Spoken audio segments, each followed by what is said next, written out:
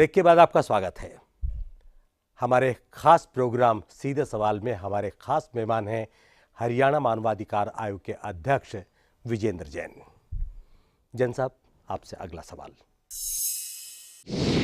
अगली बात जो मैं ये महसूस करता हूं, क्योंकि मैं खुद ग्रामीण पृष्ठभूमि से हूं, गांव के लोगों को आज भी नहीं मालूम कि मानवाधिकार आयोग नाम की कोई संस्था है इस देश में, और अगर अधिकारों का हनन होता है तो आपको आयोग के पास जाना चाहिए।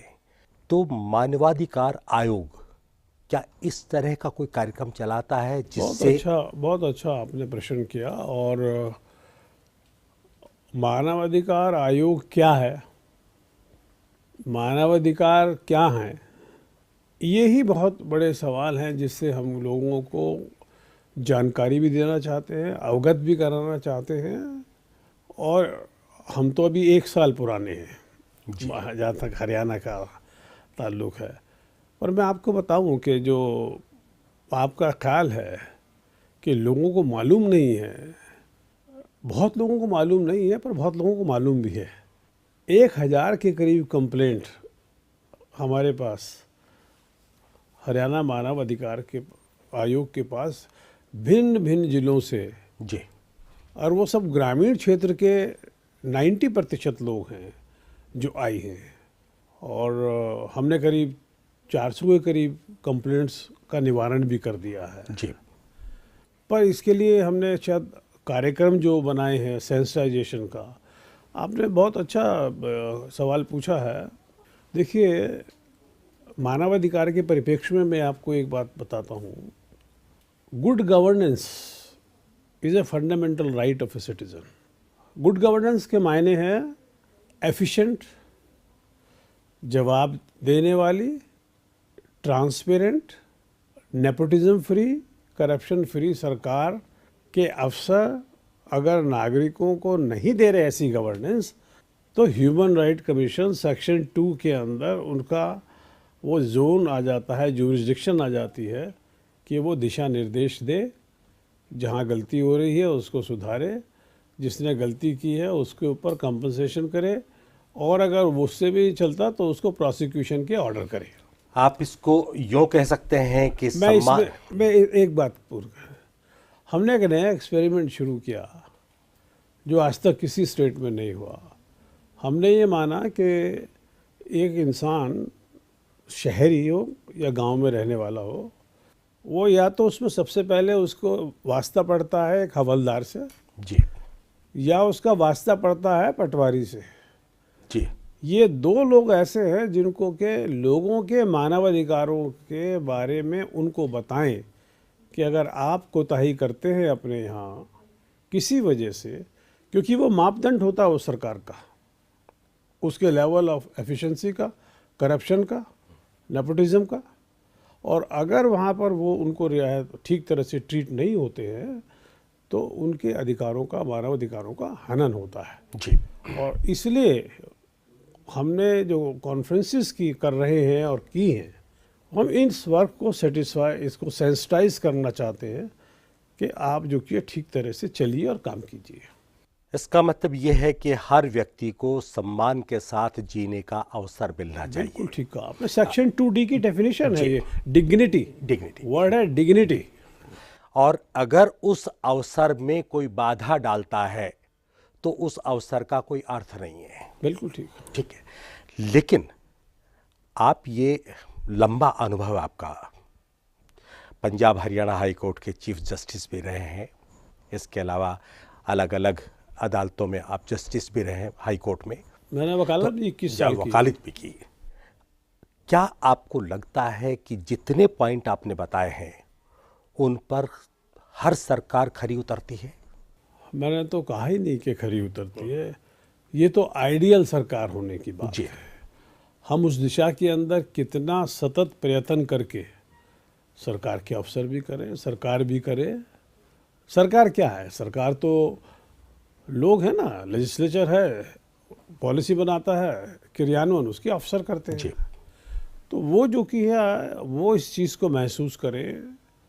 तो मैं समझता हूँ कि लोगों को बहुत सारा जो कि है, हिंदुस्तान में लोग बहुत छोटी छोटी चीज़ों के बारे में दुखी होते हैं। अगर हम उन छोटी छोटी समस्याओं का निवारण कर सकें तो हमारा शहरी, हमारा नागरिक जो कि है अपने आप को सुकून की ज़िंदगी जी सकता है।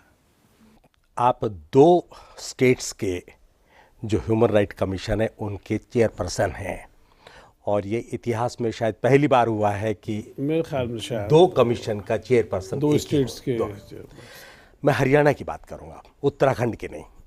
हरियाणा में सेक्स रेशियो बहुत कम है, यानी भ्रूण हत्या बहुत होती है, वो भी मानवाधिकार आयोग के दायरे में आता है। ऑनर किलिंग, जिसको आप हॉरर किलिंग भी कह सकते हैं, वो भी ह्यूमन राइट कमीशन के दायरे में आता है।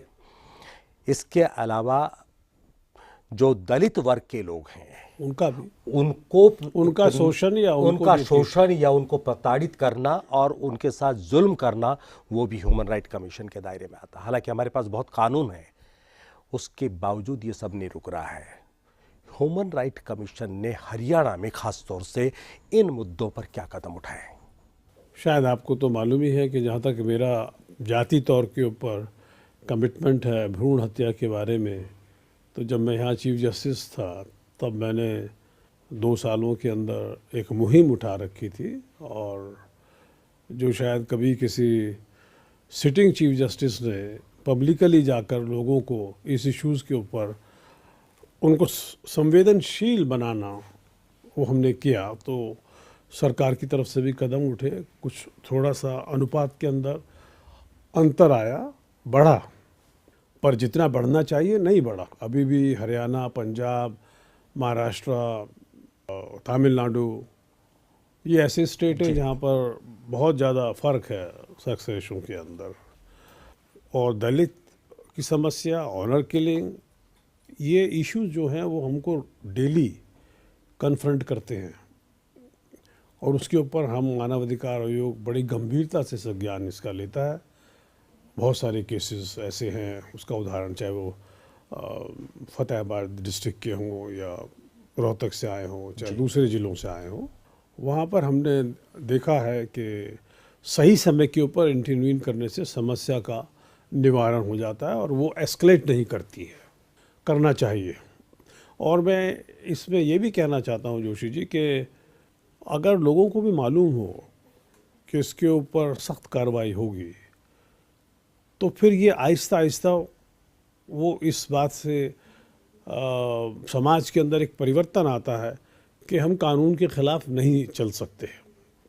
पर उनको ये पता लगे कि नहीं, कानून में भी ढीलीपना हो सकता है, तो फिर मॉब मेंटालिटी से कोशिश की जाती है कि इन इश्यूज़ को ये कह कर के साहब ये तो हमारी पुरानी रीति है, हमारे पुराने रिवाज हैं, और ये इस पे लेकर के गड़बड़ हो जाती है।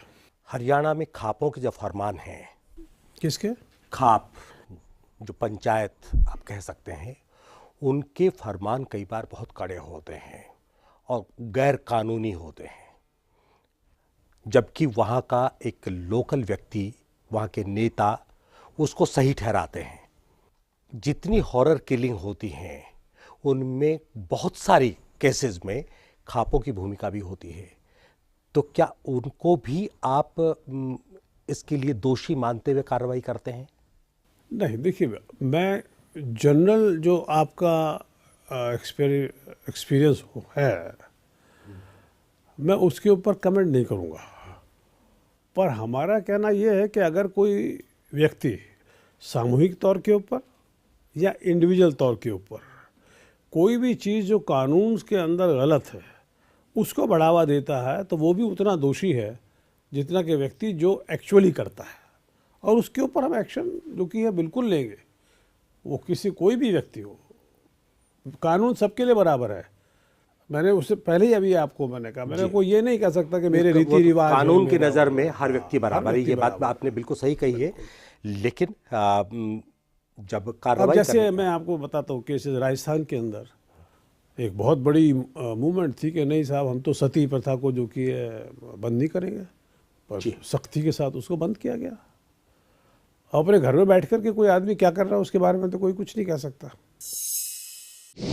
फिर लेते एक छोटा सा ब्रेक के बाद भी हमारे मेहमान हरियाणा मानवाधिकार आयोग के अध्यक्ष विजेंद्र जैन से बातचीत जारी रखेंगे।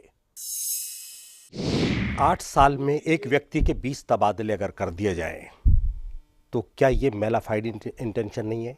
किस सर्कमस्टांसिस में हुए, क्यों हुए, देखना पड़ेगा।